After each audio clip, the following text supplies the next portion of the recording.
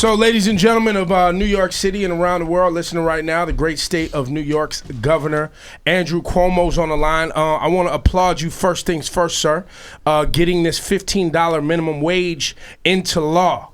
So, big round of applause for that. That's right. There's a lot of people. It's very, very expensive to live in New York City. Absolutely. I know yourself, along with Mayor de Blasio, along with many others, have worked very hard to get this pushed into law.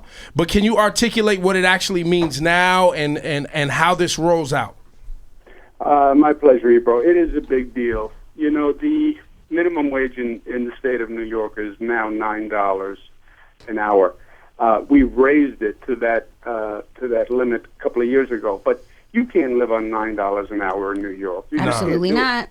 $9 an hour is about $18,000 a year. How can you raise a family on $18,000 in New York? So we started a campaign a few months back. We went all across the state. We rallied New Yorkers, and we changed the law. New York will now go to $15 an hour. That will happen over a 3-year period. It's one of the most aggressive minimum wage laws in the nation. So it'll affect over 2 million New Yorkers, primarily minority families who were struggling. Yep. It will change their lives. You go from making $18,000 to $30,000. That means more food on the table, more clothes for the kids. Yep. It will change people's lifestyle. So for people that don't understand, including myself, why does it take 3 years? Why can't it happen tomorrow? Well, a part of the discussion was how fast, on those businesses, how fast can you raise the wage they're paying without jeopardizing the businesses? Got it. Because $9 to $15 is a big jump in the payroll for a business. So we phased it in over 3 years. We want to get the workers a raise. We don't want the business to go out of business. Otherwise, we accomplish nothing. Right. And do you think? We talk about this when Bernie Sanders was here.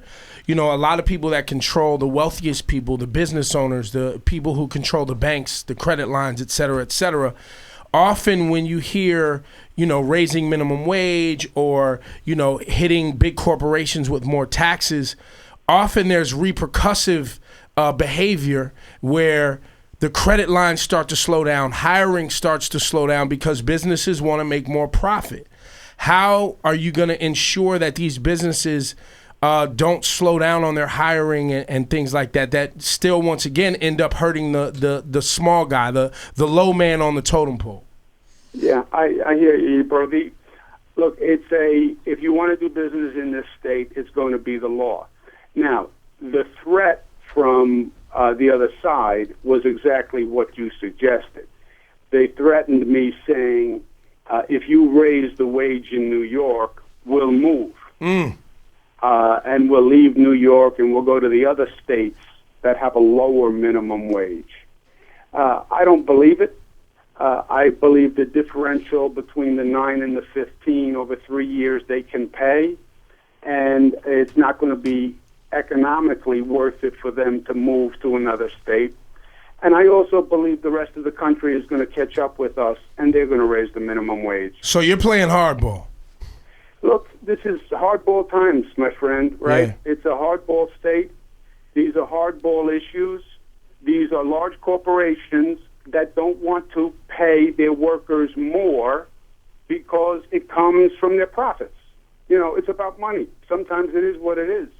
Governor Cuomo, what is happening with the wealthiest in this country right now, where the greed is at an all-time high, where they don't even want to help the lower middle class and the underclass have hope and move into the middle class, and by allowing some of the wealth to flow into our country and into the lower middle class so that people can actually improve their lives? What's really happening? Because I know you are fighting a lot of battles at the state level, and I'm sure you see it on a national level. But what's really happening? Because at so many different points, it just feels like the wealthiest of this country do not care about continuing to make people feel like there's hope. Bro, it's an interesting point. And just to provoke your thinking, which is influential for so many people. We are New Yorkers, and we're bottom line, and we call it the way we see it.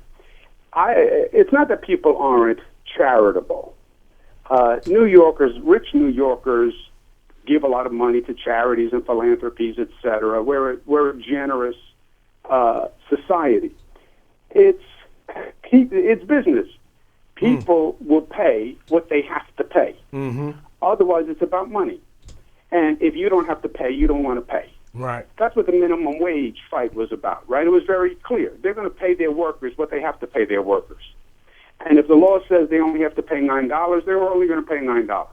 Got it. If you want them to have to pay more, then you have to change the law. And they want to make sure that everybody's on a level playing field. Got it. And so, yeah, I mean, look, basically what you're saying is you're playing hardball, you stuck them up. And I thought it was very nice that you allowed Hillary up there to celebrate with you when she was only pushing for $12. You pushed for 15. You even went above Hillary Clinton. What was it about? You know, she was a state senator. I'm sure you guys have a great relationship. Was that just happenstance that she happened to be around when you celebrated this victory and putting this in the law, or was there something else there? No, two things.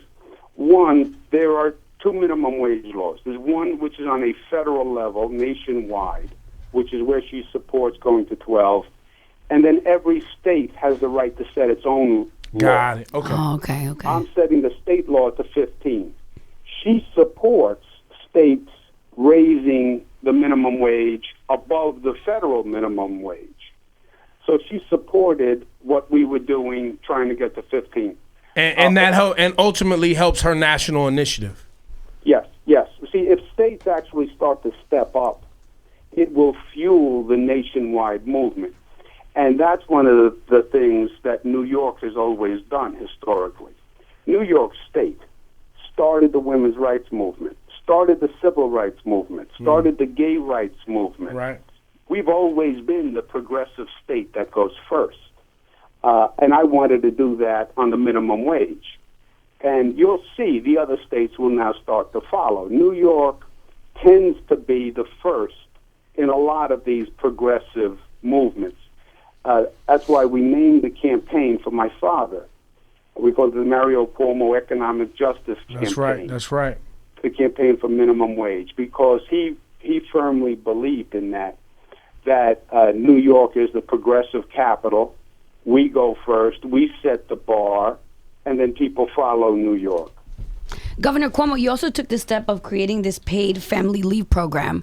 How soon will this go into effect, and how will it affect our families? Laura, that will start next year. It's going to be phased in. And that's going to be transformative for New Yorkers. Right now, if a woman has a baby, the husband, the father has a baby, by law, you can take off for several weeks and stay home. But the employer doesn't have to pay you. Right. So who can really take off for 3-4 weeks without a paycheck? Of course. Economically, you can't do it. What our law says is the person has a right to take off up to 12 weeks and get a portion of their paycheck, up to 2/3 of their paycheck. So you don't have to choose between staying home and seeing your child born and paying your bills. Like both father and mother get to take this. This is both parents, father and mother. In the same household. This is when a child is born. This is when a loved one is passing, when a loved one is very sick, an immediate family member, and you stay home to take care of them. It's all the critical moments in life. Right. Governor Cuomo, how can we, Mayor de Blasio is a big friend of the show. In the newspapers here in New York City, it appears that you guys don't get along. Is that an overstatement, or is that a real thing? No, that is an Well, first of all, they have to sell newspapers, right? Talk about it, yes. And we love drama in New York City. I'm a Queens boy, born and raised, so I know it well. Part of it is there are different jobs, being a governor and being a mayor. Right. And there is a natural tension in the two positions that goes back forever. Happens to be that the mayor and I know each other for 30 years. We've worked together, etc. So there's a natural tension in the position. But then we both have a job to do. You know, we can be friends, Ebro, but when I come on your show, you have to ask me questions. That's right. We got to dig in. That's right. Doesn't mean you're not my friend, but you have a job to do, and you have to do it. I have a job to do as governor. I have to regulate a lot of activities that the city is doing, and I have to call it the way I see it. And so there's a tension in the relationship, but it's overblown, no doubt. And we work together, and we get a lot of good things done, and we're doing a lot of good things. But there are a lot of problems out there. That's right. There are a lot of big issues. And we have a lot of work to do. You know, you take a look at, like, the homeless problem. This is a human tragedy. Yeah. So I'm elected. I have to hold the city accountable. I have to hold mayors accountable, county executives accountable, local officials. That's my job, and I'm going to do it. Governor Cuomo, very near and dear, and a topic I'm very passionate about is this raise the age. You are a supporter of raising the state age for young people who are 16 and 17-year-olds and being tried as an adult. If I understand correctly, late last year, you had almost got a law passed that was going to raise the age, but there was some politics at play with some of your opponents in the state capitol there. Can you talk about raise the age? Because it's kind of embarrassing, not kind of, very embarrassing, that New York State, as progressive as we are, is one of only 2 states in the country that still try 16 and 17-year-olds as an adult. Can you talk about that? Yeah, you're exactly right. And it's an issue that I've worked very hard on. We haven't gotten it passed yet.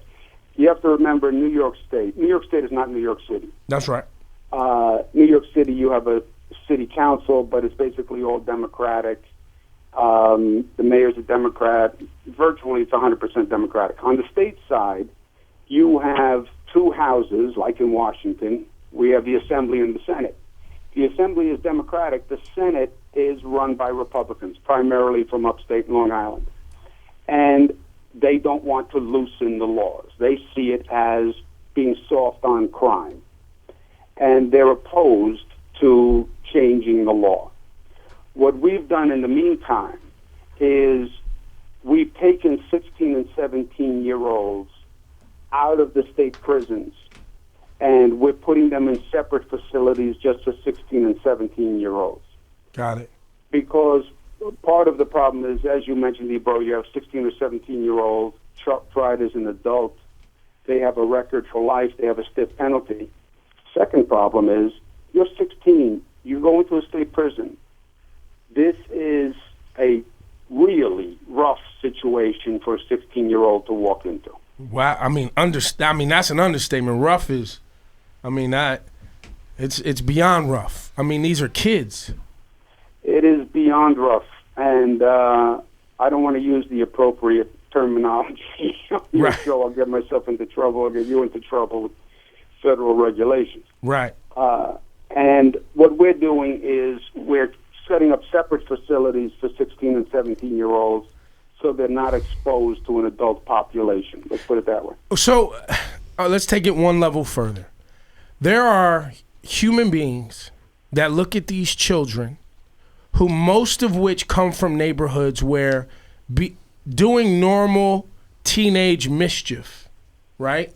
Normal teenage mischief, which is experimenting with drugs, stealing cars. I mean, these things happen in the suburbs, but when they happen and you live in the wrong neighborhood, you get treated like an adult. Your parents don't have the money for the proper defense. You don't have connections with city council and things like that, so you're not going to get the slap on the wrist.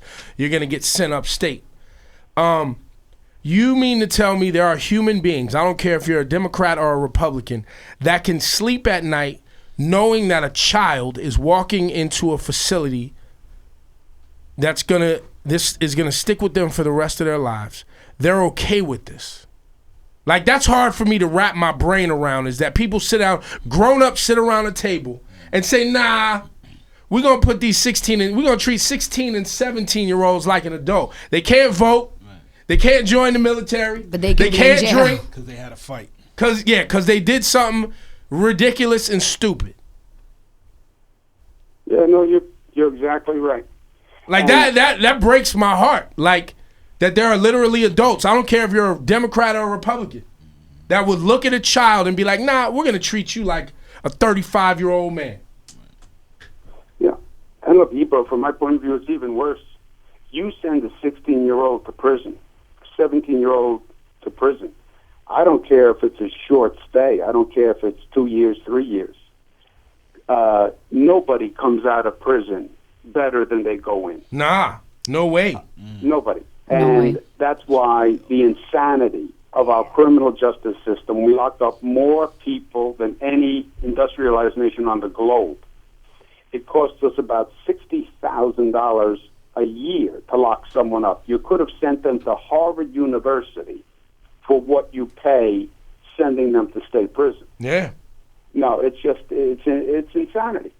It's sad, really. I mean, and I appreciate your how candid you're being, sir. One last thing before we let you go.